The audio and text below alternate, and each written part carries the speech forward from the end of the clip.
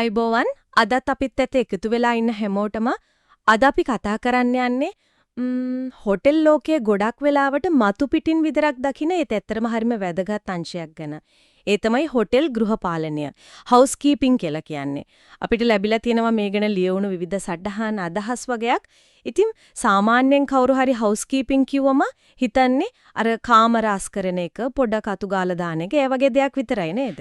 ඔව් ඇත්තටම ඒක තමයි පොදු අදහස. ගෘහපාලනය කියන්නේ සරල වැඩක්, නිකම් පිරිසිදු කිරීමක් කියලා. ඒත් මේ අපිට ලැබිලා තියෙන මූලාශ්‍ර දිහා බැලුවම පේනව නේද? ඒක ඊට වඩා කොච්චර ගැඹුරු දෙයක්ද, හොටලයක සම්පූර්ණ මෙහෙයීමට කොච්චර වැදගත්ද කියලා.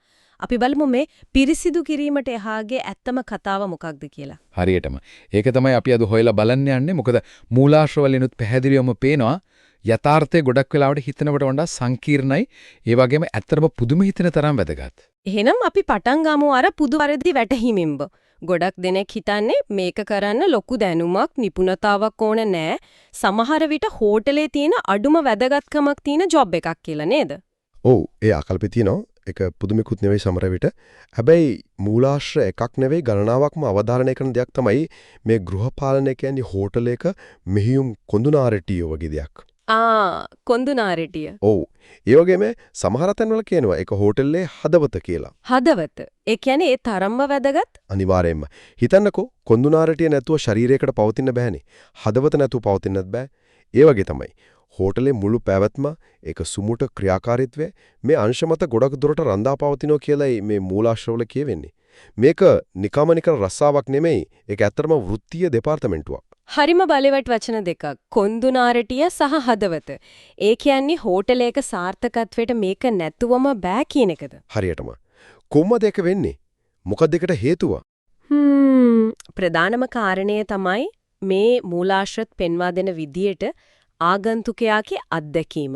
ඒ කියන්නේ එයාගේ සුව පහසුව, ආරක්ෂාව සමස්තයක් විදියට යාට හොටෙලෙන් ලැබෙන අත්දැකීම. ඒකට කෙලින්ම වග කියන ප්‍රධාන අංශයක් තමයි මේක. එයාලගේ වැඩේ නිකන් කාමරේ අස් කරලා දාන එකෙන් නවතින්නේ නෑ. එතකොට අමුත්තට දැනෙන්න ඕනේ මේක මට සුව පහසුයි, ආරක්ෂිතයි, හරියට මගේ ගෙදර වගේ උණුසුම් පිළිගැනීමක් තියෙනවා කියලා.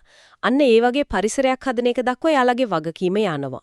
ඒ අත්දැකීම අමතක නොවෙන්න එක කන්නේ යාලා මහන්සි වෙනවා. ඒ කියන්නේ හෝටලයක් පොරොන්දු වෙනවනේ අර ඉහළම මට්ටමේ සේවාවක් සුව පහසුවක් දෙනවා කියලා. ඒ පොරොන්දුව ඇත්තටම බිම් මට්ටමේදී ක්‍රියාවට නංවන්නේ ගෘහපාලන අංශයෙන් කියන එකද? හරියටම ඒක තමයි. ඒ පොරොන්දුව හරිම නිර්වදිතාවයකින් සියුම් විදියට එයාලා ඉෂ්ට කරනවා. තක වැදගත් දෙයක් තියෙනවා මූලාශ්‍රවල එයාලගේ කාර්යභාරය ගැන. මොකද්ද? එයාලා නිකන් ප්‍රශ්නයක් වුණාම දුවලෙවිත් ඒක විසඳන රියැක්ටිව් කට්ටියක් විතරක් නෙවෙයිලු.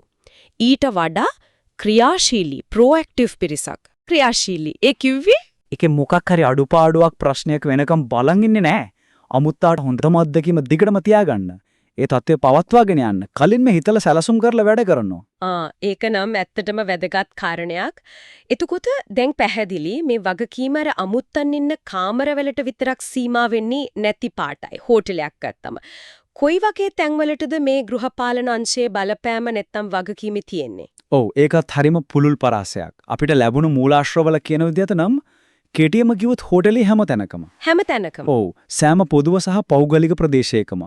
ඒ කියන්නේ හැම වර්ග මීටරයකම පිරිසුදුකම, පිළිවෙල, ඒවකන සමස්ත පිනුම අන්න ඒක හොඳ මට්ටමක තියාගන්න එක යාළගේ වගකීමක්. හැම වර්ග මීටරකම කිව්වම ඒ කියන්නේ අපි හෝටල් එකට ඇතුල් වෙන ලොබියේ ඉඳලා අර කොරිඩෝ වෙදිගේ යනකොට ආපන ශාලාව අර පොඩ්ඩක් ඉඳගෙන ඉන්න විවේකාගාර සමහර විට බිස්නස් සෙන්ටර්ස් තියෙනවා පොදු වැසිකිලි මේ හැම තැනකම පෙනුම ගැන වගකීම යාළගේ. ඔව් කිව්වේ ඔක්කොම සහ තවත් දේවල් ප්‍රධාන වශයෙන් අපිට පේන දේවල් ගත්තොත් අමුතන්ගේ කාමර කළමනාකරණය කියන එක. ඒ කියන්නේ ඒක තමයි අපි ගොඩක්ම දකින්නේ. ඔව් අමුතෙක් එන්න කලින් කාමරය හරියට ලෑස්ති කරන එක, දවස ගානේ එක පිරිසිදු කරලා පිළිවෙලට තියන එක, සමහර හෝටල් වල තියෙනවා අර හවසට කරන විශේෂ ලෑස්තියක් turn down service කියලා. අන්න ඒ වගේ දේවල්. ඊට අමතරව අර පොදු ප්‍රදේශ නඩත්තුව ඔබ කිව්වා වගේ ලොබි, කොරිඩෝ වගේ තැන් හැම වෙලේම පිරිසිදුව පිළිවෙලට ආකර්ෂණීය විදියට තියාගන්න එක. හැබැයි මේ ටික විතරක් නෙවෙයි. තව තියෙනවා ගොඩක් අය නොදන්න අර වේදිකාව පිටිපස්සේ වෙන වැඩ වගේක්. ඒමද මොනවද ඒ? ඒ කියන්නේ අපේ සාමාන්‍ය ආගන්තුකයෙක් විදිහට ගියාම නොදකින්න දේවල්. එකක් තමයි හිතන්නකො හෝටල් එකකට තියෙන ඇඳ ඇතිරිලි, කොට්ටුර, තුවා ඒ ඔක්කොම ලිනන් සහ රෙදි සේදීමේ මෙහෙයුම්. ඒක ඇත්තටම ලොකු සැපයුම් වැඩක්. ලොන්ඩ්‍රිය. ඔව් ඒක නිකන් ලොන්ඩ්‍රියක් නෙවෙයි මේ ඔක්කොම එකතු කරන්න ඕනේ වර්ග කරන්න ඕනේ හොදන්න වේලන්න මදින්න නමන්න ගබඩා කරන්න ආයෙත් අවශ්‍ය තැන්වලට බෙදන්න සම්පූර්ණ ක්‍රියාවලියක්. ඒ වගේම මේ තොග හරියට පාලනය කරන්නත් ඕන. ඒක නම් හිතුවට වඩා ලොකු වැඩක් වගේ. අනිවාර්යයෙන්ම තව තියෙනවා තොග පාලනයේ ඉන්වෙන්ටරි කන්ට්‍රෝල් කියලා එකක්. ඒ කියන්නේ අමුතන්ට කාමර වලට දෙනවනේ අර සබන් කෑලි ෂැම්පු බෝතල්. ඔව් ඇමිනිටිස් කියලා කියන්නේ. හරියටම ඒ වගේ දේවල්. ඊට පස්සේ පිරිසිදු කරන්න ගන්න කෙමිකල්ස්. අතු ගන්න කොසු මොප් අර කලින් කිව්ව ලිනන් තොග. මේ හැම දෙයක්ම අවශ්‍ය ගානට තියෙනවද? කල්ලිකුත් වෙලාද? අලුතෙන් ගෙන්න ඕනේද? මේවා හරියට බලන්න ඕන. මොකද මේක කෙලින්ම හෝටලේ බජට් එකට වගේව වැඩවල කාර්යක්ෂමතාවකටත් බලපානවා. මම දැක්ක මුලාශ්‍රේක හෝටලයක තියෙන මල් පවා මේ අංශයට සම්බන්ධයි කියලා. ඒක නම් මම හිතුවේවත් නෑ. ඇත්තද? ඔව් හැමතැනම නැටි උනත් විශේෂයෙන් අර ලොකු සුකෝපභෝගී හෝටල් වන ගෘහස්ත මල් සැකසුම් පවා ගෘහපාලනාංශයෙන් වෙන්න පුළුවන්. එතකොට එයාලමද මල් හදන්නේ. සමහර වෙලාවට එයාලම කරනවා නැත්තම් ඒක කලමනා කරනවා. ලොබිය ලස්සන කරන්න, කාමරවලට පොඩි මල් සැකසුමක් තියන්න, රෙස්ටොරන්ට් එකේ එතකොට උත්සව එහෙම තියෙනකොට ඒවට අවශ්‍ය මල් සැරසිලි හදන එක මේකත් සමහර වෙලාවට යාළගේ වගකීමක්. මේකෙන් හෝටල් එකට ලොකු අර సౌందర్యාත්මක අගයක් ලස්සනක් එකතු වෙනව නේද? ඒක නම් ඇත්ත. හරිම පුදුමයි ඒක දැනගත්ත එකත්. අපි කතා කර කර හිටපු මූලාශ්‍රවල මම දැක කීප සැරයක්ම කියවෙනවා මේ ගෘහපාලනය කියන්නේ කලාවක් සහ විද්‍යාවක් එකතු වුණ දෙයක් කියලා. මට ඒක ටිකක් පැහැදිලි කරගන්න ඕන. කොහොමද මේක එකපාරටම කලාවකුත් විද්‍යාවකුත් වෙන්නේ? ඒක තමයි මේකේ තියෙන විශේෂත්වය. ඒක හරිම වැදගත් කාරණයක් තේරුම් ගන්න. මූලාශ්‍රවල කියන විදිහට මේක නිකම්ම රස්සාවක් නෙවෙයි ඒක කලාවයි විද්‍යාවයි දෙකම එකට එකතු වෙච්ච සූක්ෂම විනයක්. හරි. එතකොට කලාව කියන එකෙන් මොකක්ද අදහස් වෙන්නේ? මෙතන කලාව කියන එක අපිට වැඩියෙන්ම පේන්නේ අර අමුත්තාට අත්දැකීමක් නිර්මාණය කරන විදිහෙන්. විශේෂයෙන්ම කාමරයක් පිළිවෙල කරලා තියෙන විදිහ. හිතන්නකෝ අර ඇඳ ඇතිරිලි පොඩි රැලිලක්වත් නැහැ. එක්දම් ක්‍රිස්ප් එකට ඇදලා තියෙන්නේ. ඔව් ඒක දකිද්දිත් සනීපයි. අන්න ඒක. ඊට පස්සේ අර පොඩි පොඩි පහසුකම් ඇමිනිටිස් තියලා තියෙන විදිහ. නිකන් තන දාලා නෙවෙයි අමුත්තාට පාවිච්චි කරන්න ලේසි වෙන්න හරිම කල්පනාවෙන් තියලා තියෙන්නේ. කාමරයට ගියාම දැනෙනම නේද අර සංසුන් පිළිගන්නවා වගේ හැඟීමක්. වෙල්කම් කියන ෆීලින් එක. අන්න ඒක. හරියට නිවසින් බැහැර නිවසක් වගේ. මේ වගේ సౌందర్యාත්මක කලාත්මක දේවල් වලින් තමයි අමුත්තාගේ හිතේ අර පළවෙනි සහ සදාකාලික හැඟීම ඇති කරන්නේ. හරිම ලස්සන පැහැදිලි කිරීමක්. කලාව පැත්ත තේරුණා. එතකොට අනිත් පැත්ත විද්‍යාව. ඒක කොහොමද මේකට සම්බන්ධ වෙන්නේ? විද්‍යාව තමයි මේ හැම දෙයකම ආරක්ෂිත අඩිතාලම. ඒ කියන්නේ අමුත්තන්ගේ කාර්ය මණ්ඩලයේ හැමෝගෙම ආරක්ෂාව සහ සනීප ආරක්ෂාව තාවරු කරන එක. ඒ කියන්නේ health and safety. ප්‍රධාන වශයෙන්ම සනීප ආරක්ෂාව. ඒකට ඇතුළත් වෙනම සනීපාරක්ෂක ප්‍රොටෝකෝල් හරියටම කිසිම අඩුපාඩුවක් නැතුව පිළිපදින එක. උදාහරණයක් විදියට විෂ බීජ හරණය කරන එක, නිතර අත ගෑවෙන තැන් high touch surfaces හරියට පිරිසිදු කරන එක. දැන් කාලේ නම් ඒක විශේෂයෙන්ම වැදගත් නේද? අනිවාර්යයෙන්ම ඒ වගේම පිරිසිදු කරන්න පාවිච්චි කරන රසායනික ද්‍රව්‍ය ඒව නිකම් පාවිච්චි කරලා බෑ. ඒව හරියටම කාර්යක්ෂමම ඒ වගේම හැමෝටම ආරක්ෂිතව පාවිච්චි කරන්න ඕන. වැරදි කිමිකල් එකක් වැරදි විදියට පාවිච්චි කළොත් ලොකු ප්‍රශ්න වෙන්න පුරුම. ඒක ඇත්ත. ඉතින් මේ හැමදේම කරන්නේ අර ක්‍රමානුකූල පියවරෙන් පියවර යන ක්‍රියාපටිපාටි සිස්ටමැටික් ප්‍රොසීජර්ස් වලට අනුව. ඒක තමයි විද්‍යාව. මේ විද්‍යාත්මක ක්‍රමවේද නිසා තමයි හැමෝටම ආරක්ෂිත සෞඛ්‍ය සම්පන්න පරිසරයක් හෝටලය ඇතුලේ සහතික වෙන්නේ. මට මතකයි මූලාශ්‍රයක තිබුණ ගෘහපාලනය කියන්නේ නිකම්ම වියදමක් කියන අංශයක්. Cost centre නෙවෙයිලු. ඒක හෝටල් වටිනාකමක් එකතු කරන වටිනාකම් දාවකයෙක් වැලියු ඩ්‍රයිවර් කියලාත් එක ටිකක් අලුත් අදහසක් වගේ. මොකක්ද ඒකෙන් ඇත්තටම කියවෙන්නේ? ඔව් ඒක කලමනාකරන පැත්තෙන් බලනකොට හරිම වැදගත් කාරණයක්. සාමාන්‍යයෙන් බැලුම හිතෙන්න පුළුවන් මේ අංශයට පඩි ගෙවන්න ඕන, ක්ලීනින් සප්ලයිස් ගන්න ඕන, ලිනන් වලට වියදම් යනවා. ඉතින් මේක වියදමක් විතරයි කියලා. ඒක තමයි කොස්ට් සෙන්ටර් කියන එක. හැබැයි මූලාශ්‍රවල පැහැදිලිව කියනවා ඒක සම්පූර්ණ කතාව නෙවෙයි කියලා. ඇත්තටම හොඳ ගෘහපාලනයක් තියනවා කියන්නේ හෝටලේ කීර්තිය, රෙපියුටේෂන් ගොඩනගෙනවා. ඒ වගේම අමුත්තන්ගේ පක්ෂපාතීත්වය, guest loyalty වැඩි වෙනවා. කොහොමද ඒක වෙන්නේ? හිතන්නකෝ කෙනෙක් හෝටල් එකට ගිහින් එයාට ලැබෙනෝ හරිම පිරිසිදු, සුවපහසු, ආරක්ෂිත අත්දැකීමක්. එයා සතුටු වෙනෝ. එතකොට මොකද වෙන්නේ? එයා ආයෙත් ඒ හෝටලෙට එන්න තියෙන ඉඩකඩ වැඩි. එයා යාළුවන්ට කියනවා හොඳ රිවිව් එකක් දානවා. මම හොටලේ ආදායමට බලපානවා. අන්නේ නිසා තමයි මේක වැලියු ඩ්‍රයිවර් එකක්, වටිනාකමක් එකතු කරන දෙයක් වෙන්නේ. නිකන් වියදමක් විතරක් නෙවෙයි. ඒ විතරක් නෙවෙයි, තව විදිහ තියෙනවා වටිනාකමක් එකතු වෙන්නේ. උදාහරණයක් විදිහට අමුතන්ගේ ආරක්ෂාවටත් එයාලා දායක වෙනවා. කොහමද? හිතන්නකෝ එයාලා මුළු හොටලේම අවිදිනෝනේ. කාමරවලට යනවා, කොරිඩෝර් වල ඉන්නවා. එතකොට මොකක් හරි සැකකටයුතු දෙයක් දැක්කොත්, කවුරු හරි අමුත්තෙක් නෙවෙයි වගේ කෙනෙක් සැරිසරනවා දැක්කොත්, එයාලට පුරන් ඉක්මනට ආරක්ෂකාංශ දැනුවත් කරන්න. ඒ වගේම අමුතන්ගේ පෞද්ගලික දේවල් වල ආරක්ෂාව. අනිත් වැදගත්ම දේ තමයි අර නැති වූ සහ සොයාගත් lost and found දේවල්. අමතක වෙලා දාලා යන බඩු. ඒවා හරිම අවංකව ක්‍රමවත්ව කළමනාකරණය කරන එක. මේ හැම දෙයකින්ම හොටලේට තියෙන විශ්වාසය, හොඳ නම තව තවත් වැඩි වෙනවා. ඒ කියන්නේ එයාලා හරියට අපි නොදකින ඒත් හොටලේ හොඳ නම කීර්තිය රකින්න නිහඬ කුළුණක් වගේ. එයාලගේ වැඩේ නැතුව හොටලෙට එතන තියාගන්න බෑ. අනිවාර්යෙන්ම ඒක හරිම හොඳ උපමාවක්.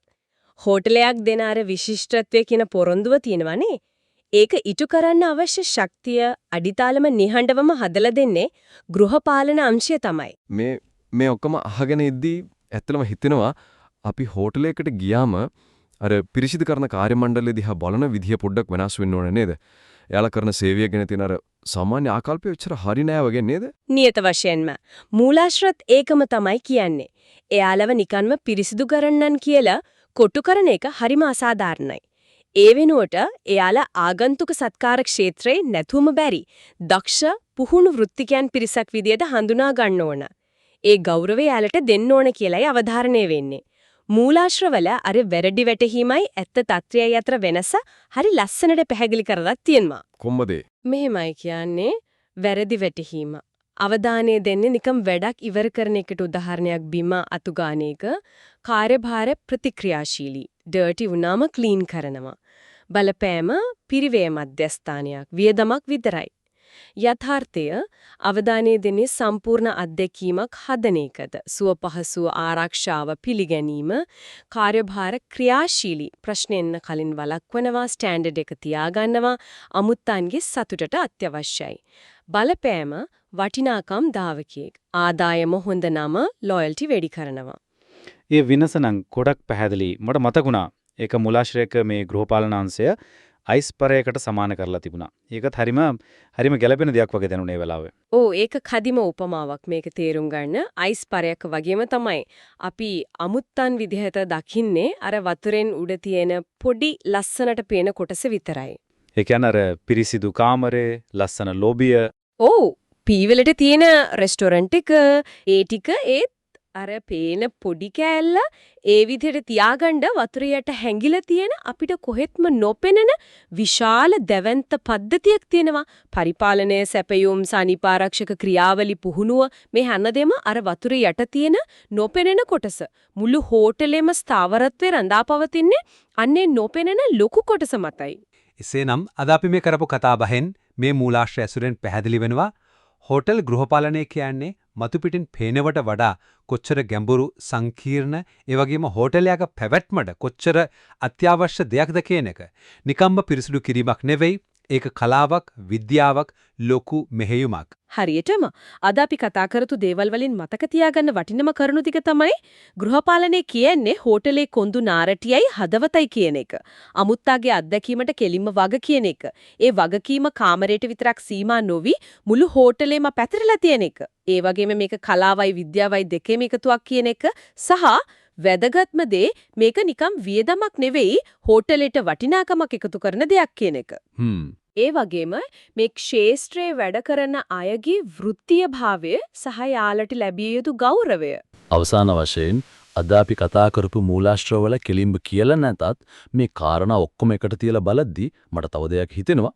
ඒ තමයි අපි හොටල් එකකට ගිහින් අර සුව පහසුව පිරිසිදුකම ලස්සන මේ හැමදේම භුක්ති විඳිනකොට ඒ පිටිපස්සේ තියෙන අර නොපෙනෙන මිනිස්ත්‍රමය ඒ වගේම යහ බැඳුණු සංකීර්ණ ක්‍රියාවලිය ඒ ගැන අපි ආගන්තුකයන් විදියට කොයිතරම් දුරට හිතනවාද කොයිතරම් සංවේදීද සමහර විට මීළඟ වතාවේ හොටල් එකට ගියාම කාමරේ පිළිවෙල දකිද්දි ඒ පිටිපස්සේ ඉන්න අර වෘත්තිකයන් ගැන එයාලගේ මහන්සිය ගැන පොඩ්ඩක් හිතන්න අද මේ කතාබහ පොඩි හරි පෙළඹීමක් වේවි කියලා හිතනවා.